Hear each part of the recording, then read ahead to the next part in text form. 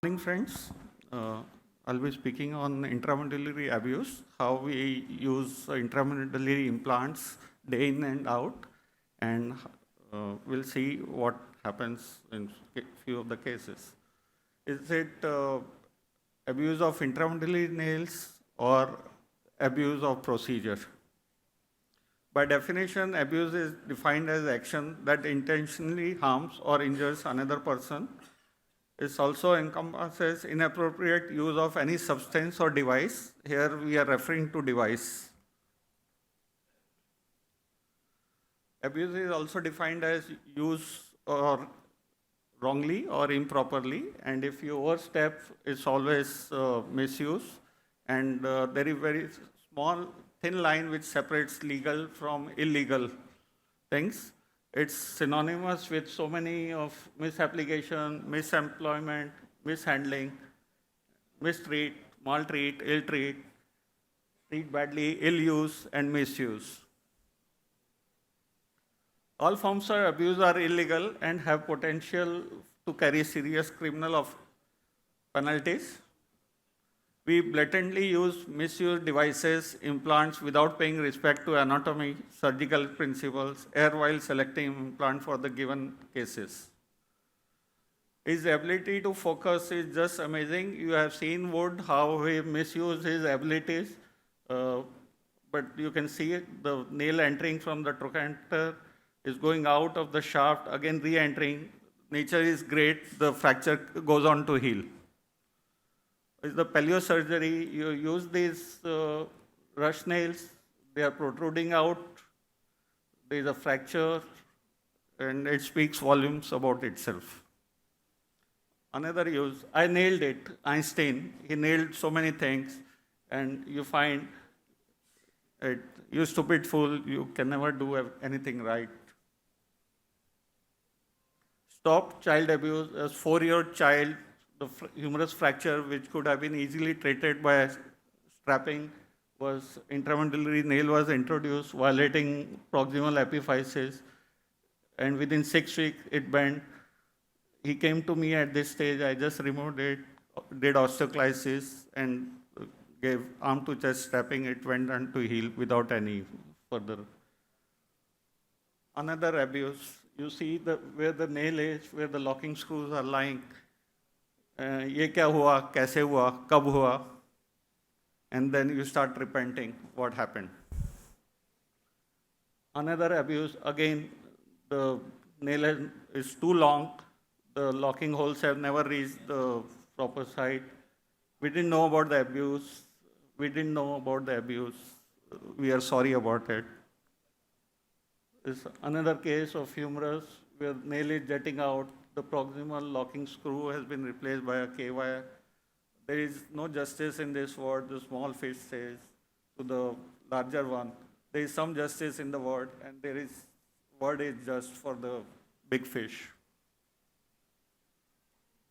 It hurts me a lot when you hit somebody on the buttocks. It really hurts. And see the nail which is hurting the buttock of this patient. Sure, glad hole is not on our end. Don't get excited. You two sail in the same boat. We sail in the same boat in our life as an orthopedic surgeon. It's a common scenario nowadays. The people keep moving from one place to another, offering surgery, and get it done. And company said, "Come on, madam, let me operate on you and see what happens." There is a gap everywhere. All these cases you can find, they are shouting on top of their voice that do something about this gap. I'm not a surgeon, but I watched few videos. You should be fine. So this is what results. The nail is out, it's been locked, and nature is great. It helps healing of the fracture. Hey, why don't you turn around? Show me your back. This is what has been done for a severely comminuted fracture, only 2 rush nails. Hello, helpline, he calls helpline.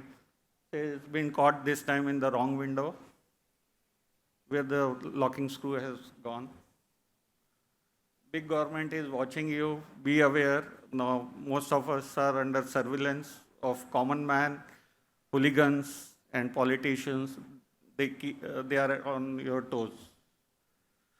Wrong entry. Be watchful. The trochanteric nail has been passed from the tip of the nail. Even Archbishop was not exception to the abuse. See how intertrochanteric fracture has been used.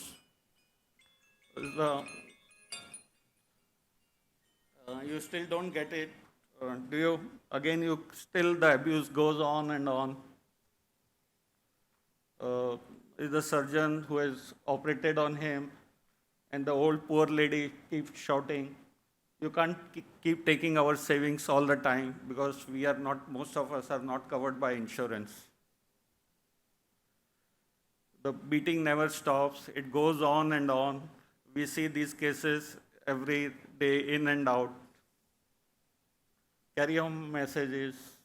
Law is charging at you.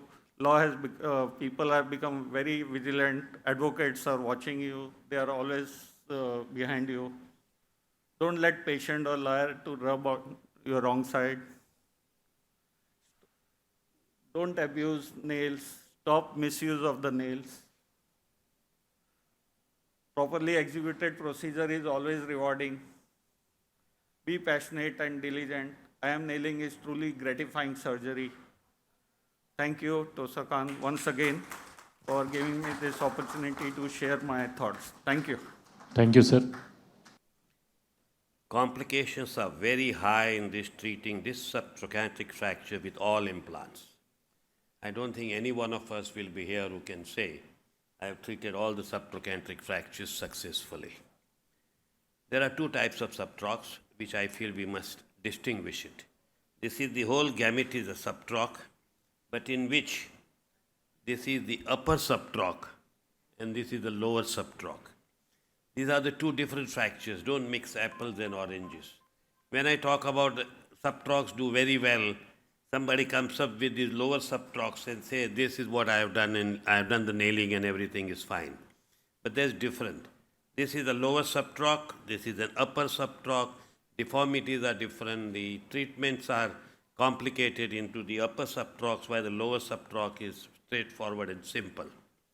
Distal subtroch, nailing is a perfect, good reduction, medial cortex is intact, and you will always get a good result. I make a statement, you may oppose. Proximal femur nail or its variation is the only logical treatment of a nailable subtroch fracture. Which is nailable and which is not is the main decision. These are the subtrochs, lower subtrochs, where you put the nail and everything is fine because the medial cortex is intact. Closed reduction is always possible and you will get a perfect reduction. But this proximal femur fracture is the most difficult to treat in these upper subtrochs where the anatomical reduction does not occur easily. Proximal fragment is abducted, externally rotated and flexed. It's not possible to get a closed reduction most of the time. This is the fracture and you can see this gluteus minimus and gluteus medius, they take this fracture into abduction while these adductor muscles take into adductions, and this is the marked deformity which by closed methods you will not be able to reduce them so easily. And we have been sold that MIPPO, that you can't open the fractures. That's the reason I think large majority do not open the fracture, accept the deformities, as I think Dr. Rajmani showed all those cases. They accept the deformities and then they feel that God will help them. Sense spin is also not easy because you correct the sense spin, internal rotation, flexion and abduction to correct all these things and then put in a PFN, and to accept that deformity will be corrected all the time with PFN, and one screw there or two screws there is not always possible. So the problems of nailing in a proximal subtroch fracture, first is the rotation of the upper fragment, then the point of entry in external rotation and abduction. You hardly ever find them. position of the patient, when it is in supine position on traction, you don't get that point of entry so easily. And stability of the construct in a badly comminuted upper one-third, which is relying on those two screws, is also not very good. So that's the one which gives you trouble. The point of entry in subtroch, I think this is the commonest mistake people make it. It is not the tip of the trochanter and start off with that. The tip of the trochanter, you go in, and once you go into the tip of the trochanter, you got to go on and ream medially so that you ultimately go on to the medial side of the tip of the trochanter. This is the tip of the trochanter. Once having passed the guide wire, you start reaming medially. Then this is a very strong bone which you will break. And then you will go into the medial side, almost into the piriform fossa, and that is the point of entry for upper trochanteric. For the mid shaft and all, you can go to the tip of the trochanter, nothing will happen. For this subtroch, unless you are medially, you will always get a varus deformity. And this is what it is. You be onto the medial, onto the tip of the trochanter, and then when you start reaming, this insertion will shift slightly medially. It will break this bone, which is a very solid bone, which you cannot break it just like that. Once you come there, now you do the point of entry, and you are likely to be correct point of entry. So here it is. You've done that point of entry, and you've gone medially, and then the fracture is going to be well reduced there. And you can see majority of the cases, you will see the execution of the nailing in a high subtroch fracture. You can see this fragment is externally rotated. You can see this, which I am seeing it, this is normally, you can see these two curves which we see it all the time into the femoral neck. While here, you don't see those neck. This is the flattened because the head is rotated. And we accept this. And the patient gets that minor problem which we feel is not important. Now here is the patient which I feel higher subtrochs, if you have a problem, the patient in a lateral position is going to be far more easier, and you will be able to do even the open reduction and get the things going. This was the fracture, point of entry on the medial side. Ultimately, the good fracture is reduced. Open reduction was needed there with the joystick method. You've done the reduction, you get the good correction, there is no varus now, and the fracture ends up into a good healing. Or the fracture here, you can see this is a fracture, and there is a point of entry which is on the tip of the trochanter, and you can see this has been displaced medially. Once that is displaced medially, and now when it goes down, this gets more displaced, and you get this problem, and that's the reason the wires go up. So this subtroch fracture, we take it so lightly.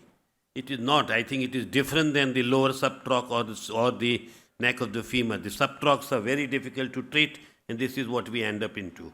So this point of entry, if instead of here, if it was slightly more medially and you had gone medially, or even you can aim at a piriform fossa if it is all right, and then you are more likely to be perfectly all right.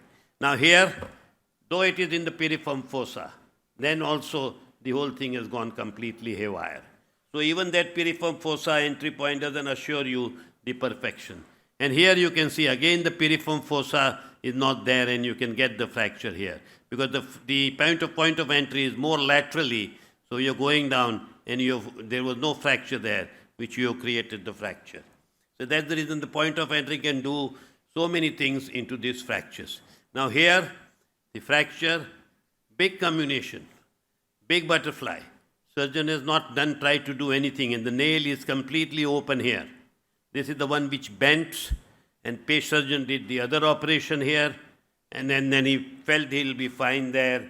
Again, that also broke, and ultimately, I went down, did the renailing and did the augmentation plating, and then after 4 years of the whole fracture. So this fracture went on for 4 years, repeated surgeries, and still patient is not walking about. So you got to be careful when we do it on day one. So what is wrong? Why not this? I don't know why people abhor a plate like this. This is a fracture. You can do a perfect reduction, perfect results, no varus. You can get and once you reduce it, you will be able to correct all the 3 deformities which is here. As you can see it over here, you reduced it. You can now go there, you completely reduce, you put in the leg screws first. You put in the leg screws so that the fracture is 100% reduced. Now neutralize it with the 95-degree blade plate and you will get a 100% result.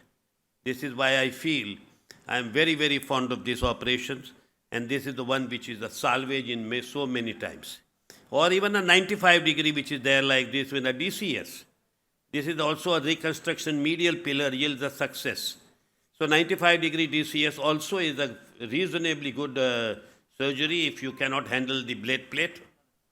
You can see this.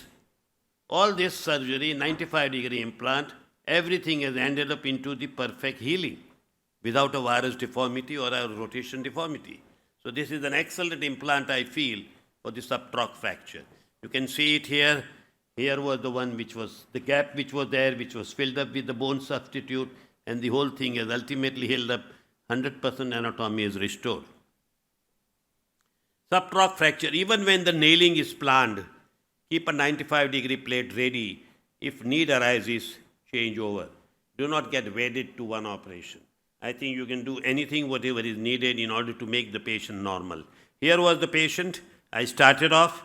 I felt I'll be able to do the nailing well. I started off. This was the reduction. So again, the joysticks, again holding it, the joystick started again again, as you can see, I was holding it here, I was holding with the sense pin, and I couldn't correct all the three deformities at a time. Still, there was an external rotation deformity, there was a varus which I couldn't correct. Ultimately, after struggling for such a long time, I went on, I put in even the guide wire, but I realized that I am not giving 100% reduction. Since I was not giving 100% reduction, you can see it over here. Since I was not giving 100% reduction, I abandoned the procedure, proceeded with the 95-degree plate. Now here is the fracture. You can see it very well again. You can probably do a PFN without any problem. But here, again a 95-degree, it gives me 100% the reductions and everything. And the fracture heals up extremely well. This was the fracture. As you can see in this fracture, the problems are many. One is the varus reduction and the other is the gap in between. These two reasons, varus and the medial gap, will not be able to give you a good result. So this is one which you have to avoid. Or even this blade plate, this is the blade plate which you have done it. This also can give you trouble if you are not looked after that varus and that medial gap. So here it was again revised and the medial gap was filled up with the bone graft and ultimately the whole thing heals up very well. So only the blade plate alone is not enough. You got to look after the varus deformity has to be avoided because once there is a varus, the forces are acting which will break the bone and the plate. If there is a medial gap, again there is going to be a problem. So these are the two things which we have to look after that. Now here was the fracture which I put it down, I reduced it. And I reduced it, I realized that there is a fracture which is going like this. And when I open up this cavity, this is going to open it out. And here if I put in the wire, when I put in the medial screw, this also will create a problem. So on the table after starting for a PFN, I changed over and I realized that 95-degree blade plate, once I do it, patient is going to be 100% normal. And there is an illusion that 95-degree you've done, you can't make the patient walk, while a PFN you do, you can make the patient walk. It's not true. This patient is walking in 4 days' time with the support, with the 95-degree blade plate. And ultimately, this is 4 months, the whole thing becomes all right. This is again a PFN which is done, which is again 8 months it goes in for a non-union. So PFN is not the panacea, even the 95 is not the panacea, it is the reduction, reduction and reduction. That is the major things. Here, you reduced back and medially you put in a lot of graft and ultimately the whole thing heals up because the medial gap has been put off, the varus deformity has been put off and this becomes perfectly all right. DCS or a blade plate gives anatomical results in young, absolutely necessary. In a young, you cannot accept any deformities because if you operate, we must get in the 100% anatomy restored. This is how you can get the anatomy restored. And this is what I feel today. My choice of treatment as a salvage is a blade plate, which I do it almost regularly for these fractures. You can see it over here, this plate, and this screw which you put in, it has to be bicortical. If it is unicortical, it walks out, and then ultimately you have to take it out, and then the fracture ultimately heals up still in spite of that. So this is the fracture again. This is the Indian version. This is the Indian 95-degree DCS. You can see the surgeon has done a fairly good job. Point of entry and everything is perfect. Put in a plate, but still there is no reduction. And he has done the leg screws and everything he has done. So this ultimately broke down, and this is the time I came into picture. I kept the same screw. Removed these 3 screws which were there inside, and ultimately put in a lot of graft, and in 5 months' time the fracture healed up into normal anatomy. The trick here was that this was a 90-degree implant. This is the Indian 90-degree implant. If you see even some of the companies here, you will go and see DCS. They advertise as a 90-degree DCS. It has to be 95-degree, and once it is 95-degree, all the fractures fall back into the positions. So in conclusion, 95-degree plate is better for such fractures than nailing. Nailing does not maintain reduction, mainly rotation, and external rotation deformity is usual when such fracture is nailed. 95 degrees is better. I would say that if you do the nailing, it is still a good operation for this. If you can do the open reduction, hold the fracture reduction, hold it perfectly well, and get an anatomical reduction done, then it is perfectly all right. If in case it is not coming, do not hesitate and change over to a 95. Normal 95-degree plate close reduction if needed, minimally open reduction, tissue respecting plating without invading the medial comminuted side as far as possible, avoiding the varus at the fracture site. Confirm the lesser trochanter, patella, and the ankle axis is normal. On the table, you can really very easily confirm. If the lesser trochanter is seen prominent in a AP view, externally rotate the distal fragment, and you will still be into the perfect alignment. Adduction is judged by AP view and neck shaft angle, and flexion is obviously visually you will be able to judge it. So in conclusion, cephalocondylar nail PFN type is a good implant when perfect reduction is achieved. I am not a nailer. I am a trauma surgeon. Whatever is needed, I am willing to do it. Thank you very much. Thank you, sir.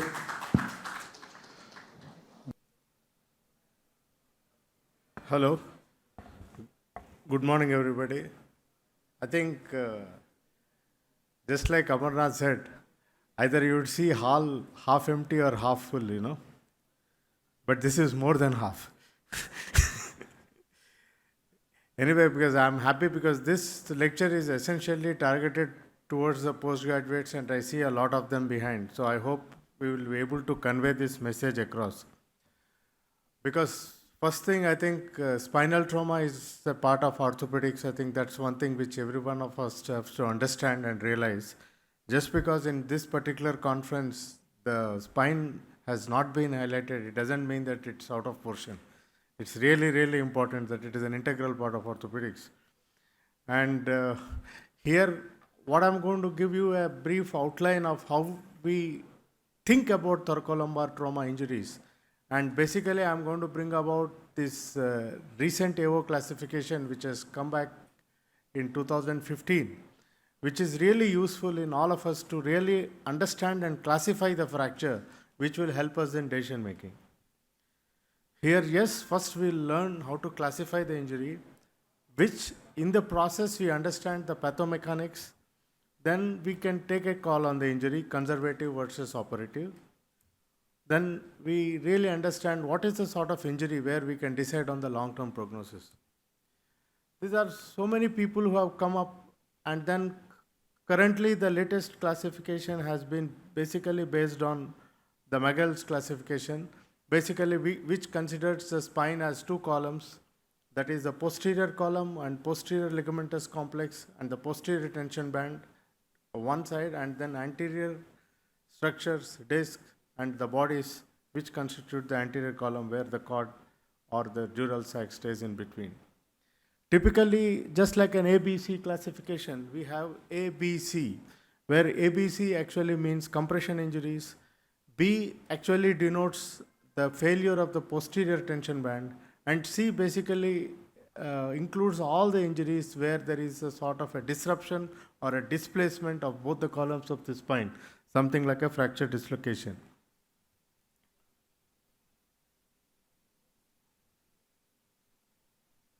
And this classification was based on CTs, MRIs, and X-rays and multiplanar this thing. Slide doesn't move forward. This helps us to think about a thoracolumbar injury. But basically, you see when there is a displacement, and there is a translation, they come under C, and then there is a tension band injury, it comes to B1, B2, B3, and a vertebral body fractures go from A0 to A4. We'll quickly go through that. Look at this injury, where there's a spinous process fracture, sometimes there's a transverse process fracture. This is considered as A0, and as we all understand, these are essentially for conservative care. And then we have a situation where there is a superior end plate fracture. And these are typical wedge compression fractures. You see in the CT scan, a little bit of fracture on the thing. These are typical A1 fractures. Most of them are also treated conservatively. Then, when this associated with a split, sometimes these can be unstable, needing intervention. But again, most of these are again managed conservatively. These are what we call as an A2 fractures. Then we have a fracture situation where there is a burst component of the superior end plate. This is what we call as a sort of a stable or a unstable burst fracture, depending on associated disruption of the posterior ligamentous complex. But if there is no posterior column injury, this is a typical A3. Most of these also can be treated conservatively. Then, when the burst involves both the end plates, this is what we call as a complete burst fractures. Most of these fractures are having associated posterior complex injury, and these are treated surgically. So to summarize, we have A1 to A4. Maybe these tend towards an operative intervention, whereas these fractures need sort of a conservative care.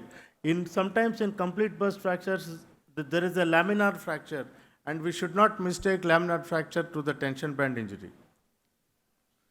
Then coming to B-type fracture, this is a disruption through the bone, what we call as a so-called shank fracture, where it's like a zipper which goes from front to back through and through the bone. These are through the bone, they heal really well. It's just one needs to provide adequate immobilization, either surgically or non-surgically, they heal really well. Then coming to the typical fracture where there is an end plate injury, and you can see the opening of the posterior column here. This is a posterior disruption, and these are typical sort of a B2 injuries, and they are associated with neurological complications, and they do require surgical intervention. And especially in cases like ankylosing spondylitis, when some time of a hyperaction can lead to B3 type of injuries. These are usually, and probably in these cases, surgical intervention is mandatory. So either it could be through the only bone, or with posterior tension band disruption, or with an hyperextension in a special ankylosing situations. So most of the B-type injuries tend towards operative management. Then whenever there's the disruption of all the three columns, translation, rotation, these are type C injuries. And most of these injuries are associated with a severe spinal cord injury. And here it is very important to counsel the patient that the surgical intervention is essentially to provide the biomechanics and to restore the alignment of the spine. And whereas the surgical intervention has nothing to do with neurological recovery, which the patient wants. So whenever if there is a displacement dislocation, directly it goes under type C. Whenever there is a tension band injury based on anterior or posterior, if it is anterior tension band, it is B3, that is hyperextension injury in Angst-Mount cases. If it is posterior osteoligamentous, it is B2. Osseous, it is B1. Then with a vertebral body fracture, with both end plates involved, okay, then it becomes A4. If only one end plate involved, it becomes A3. Then that's how we tend to go from serious gradation, insignificant injury, wedge impaction, split, incomplete burst, and complete burst. So then we also look at a CT scan to understand what is the extent of comminution. If there is more comminution, especially going on to 2 or 3, sometimes we need to support the anterior column with the help of a bone graft or a strut support. Again, these people have classified neurology associated. N0 means neurological deficit, N1 means transient neurological deficit, which is wrong present, N2 is radicular symptoms, N3 is an incomplete spinal cord, N4 is a complete spinal cord, and X is because of head injury or some other issue, we are not able to assess the situation of the neurological status. Another couple of modifiers, M1 and M2 have been used. M1 is, at this point of time, we are not able to assess the posterior ligamentous complex injury status. And whereas M2 is a local, either there is an abrasion or a burn or something like that. So with all this, in 2015, this classification has come up, and out of all those classifications which I've seen, this classification is very useful to understand and prognosticate and treat. Just to go through a simple case, look at this particular situation where there is an unstable burst fracture, superior end plate injury bursting, and where you can see there is a end plate involvement, disruption, there is what we call as a retropulse fragment, and this particular patient obviously goes into A3, or then this basically typically would need a fixation and stabilization and a long-term follow-up. So suppose another injury which I will show you, a B2 type of an injury, where you can see looks like a little innocuous here on the X-ray, mild wedging. Most of us will say, okay, this is a mild wedging, so what? Then once we investigate the patient, you can may not able to make out anything. But once you even look at the CT scan, maybe there is some posterior injury, but we are not really sure. But here, in these cases, once you go for an MRI scan, you can see very clearly what is happening behind. Well, I'll show you another few, especially these stir sort of sequences will show you extremely clearly the disruption of the posterior tension band. So these, especially these stir sequences have to be obtained in every patient when you evaluate for a thoracolumbar injury, when you do the MRI scan, so you can assess the posterior ligamentous complex situation. And if you see really carefully the ligamentous complex situation, and of course this requires stabilization. Some people would like to stabilize it long and try to instrument and good stabilize.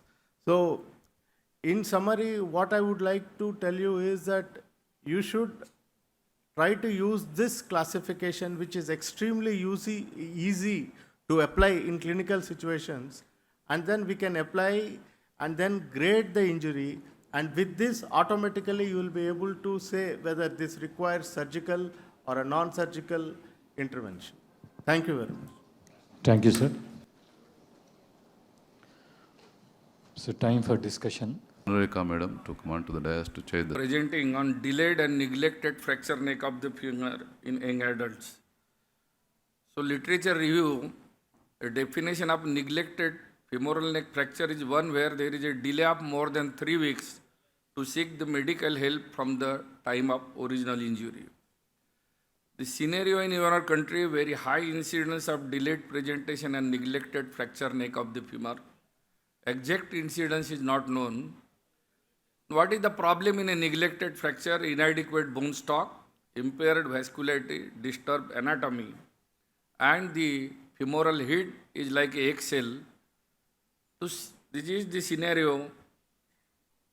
Surgeon's nightmare, difficult reduction and inadequate fixation, and what to do in such a fractures where hip preservation is the main role. Preservation of the femoral head or a replacement a easy job. This can be done nowadays with the modern technology, but preservation is needed because of our social consideration. Before you plan the treatment, please consider the need and disparity of our patients. So existing treatment options, osteosynthesis with osteotomy with or without bone graft, osteosynthesis and bone grafting technique like muscle pedicle, vascularized and vascularized fibula. Osteosynthesis with non-vascularized fibular bone graft. It provides a dependable and technically less demanding procedure for neglected femoral fracture. Fibula provides mechanical strength, stimulates the union and incorporates as a biological graft. 78 to 85% union is described in literature.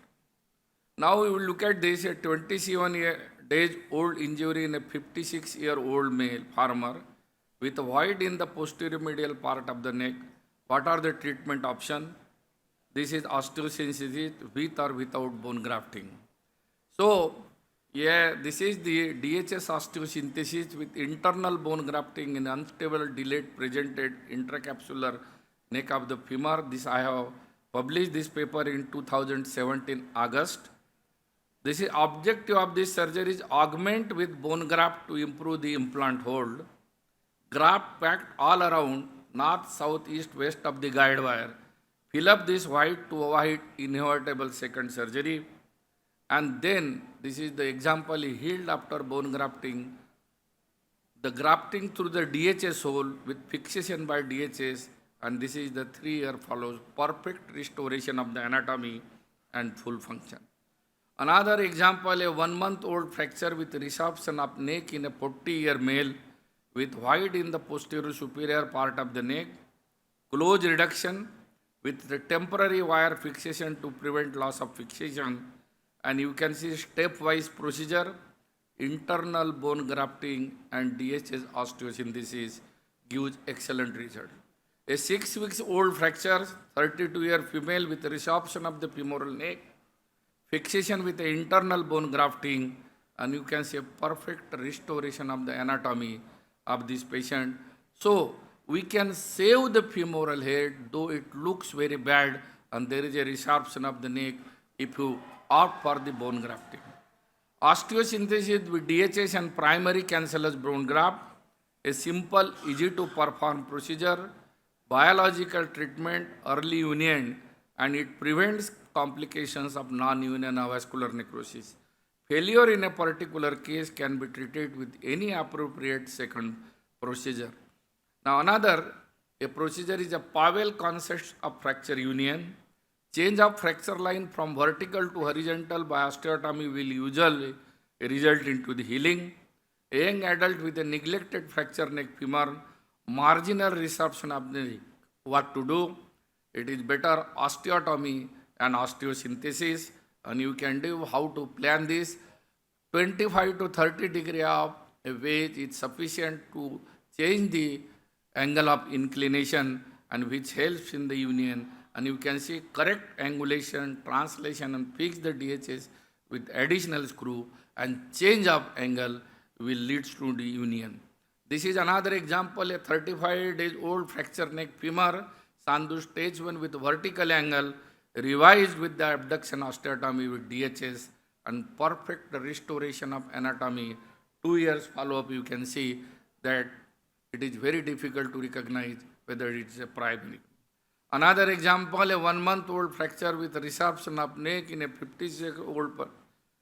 The same procedure, DHS with abduction osteotomy, and it is a 10 years follow-up. Patient is able to sit and squat without any problem, and there is no leg discrepancy. Another example, a 1-month-old fracture, 22-year-old male, Powell's angle type 3 after reduction, and you can see 10 years follow-up. It's a remodeling of osteotomy, perfect union of the fracture side, angle is maintained, patient is able to sit and squat. Another example, a 35 days old fracture neck femur in a 52-year-old male, by combination, especially in the posterior medial fragment, and you can see there is a marginal medialization of steel.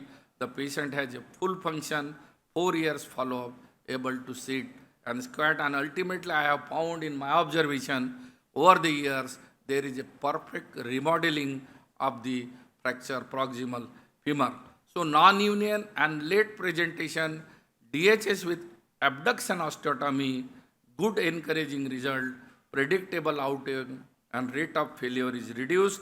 And if at all this surgery fails, you can go ahead with the modern technology of joint replacements. Another a problem is when there is a complete resorption of neck and more than 3 months, if there is a gap between the neglected fracture, in that case what we can say, there is a challenge to save the femoral head or replace, because the neck is not there, there is only head is available and there is only a proximal.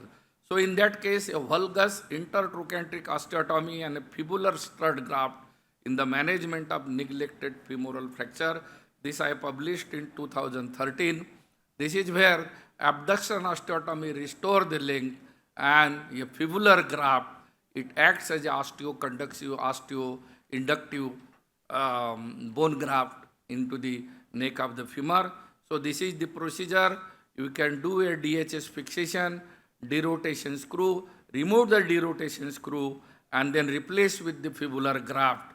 And you can see that it restores the length, which is shortening is there, and the fibular graft adds into the strength of the fixation, and in due course of time, it gives as a good, wonderful bone graft. This is the example, a 20-year-old Sarika 9-month neglected fracture, Powell's osteotomy, fibular graft, and osteosynthesis. MRI fracture even is not seen, and this is the fracture has perfectly healed. You can see removal, and patient is able to sit and squat. So disadvantage may develop changes of arthritis in due course of time because of some medialization of shaft, but it works for at least 10 to 15 years, where you can do subsequent joint replacement. Another undisplaced fracture in a 24-year-old male treated by bone setter, presented after 6 weeks with the resorption of the neck and displacement. Same abduction osteotomy with fibular graft, 1-year follow-up and 10-year follow-up. Complete restoration of the anatomy, resorption of the complete incorporation of the fibular graft, and you can see that the patient is able to see it. So I have innumerable examples to share with you, more than 100 cases. I have said the femoral head. So 21-year-old female, 1-year-old neglected fracture, what we can do if she is 21-year-old, MRI fracture, no evidence of, and you can see here 6 months, 1 year and 2-year follow-ups, fixation, osteotomy, fibular graft. There is a medialization because there was no neck at all, only head and the proximal femur. Ultimately, 3 years, she is able to sit. 3 years follow-up with AVN. You can see the removal of bone graft. Again, I packed that after removal with the graft, cancellous graft. And you can see here 11 years follow-up. Though the femoral head looks very bad, still she is able to carry out this. Now there is a follow-up of more than 15 years. So 50-year-old female, fracture neck femur, what to do? You can see there is a failure of fixation. 1 month after this, there is a cavitation, and now this DS is doing more harm than good to the patient. And ultimately, you can see there is a resorption of neck and cavitation, fixation by modified Powell's osteotomy, fibular graft, and packing of the defect with the cancellous graft. That is the combo method, 3 combo method, and you can see 6-month follow-up and this 5 years follow-up. There is a complete incorporation of the fibular graft and restoration of the proximal. So I have innumerable. This is last example. You can see 14-year-old male with 2-month-old fracture, fixed with the 2-screw and fibula, fracture united very well, 3 years follow-up, but you can see there is AVN and collapse of the, and completely deformed head, continued for 10 years. He was walking with the limb, but continued this. And then suddenly, he got severe pain. There was a breakage of the screw. Ultimately, he came. Then I did a Gans operation by removal of the screw and chelotomy of the femoral head. And then I did a osteotomy of the proximal femur, and patient is able to sit and squat. So over the years of 12 years, you can see, and 14 years, this femoral head can also be saved. So 34-year-old male, 2-month-old fracture, though there is a avascular necrosis after 36 months, no problem in squatting, 4 years follow-up with avascular necrosis. And 10 years follow-up after avascular necrosis, removal of implant, but the painless movement, only difficulty in cross leg. So though the femoral head looks deformed, still the patient, they carry on because the head is covered by a radiolucent cartilage. So osteotomy, fibular grafting and fixation, it restores the length and does not disturb the anatomy of the proximal femur for a subsequent replacement. So take home messages. Surgical outcome solely depends on the duration of the neglect. Changes in the head and neck decides the procedure to be adopted. And if you have a head, there is no avascular necrosis. If you have had more than 255 centimeter, then it is better you can save the femoral head by doing a combo technique like osteotomy, fibular graft, and packing up the defect with the corticocancellous graft. Neglected neck fracture femur, valgus intertrochanteric osteotomy, rigid internal fixation, cortical grafting, forgotten but useful technique to be practiced by a new surgeons, and they must learn it. Replacement is the last resort to be followed in young adult in India. Thank you very much. Thank you.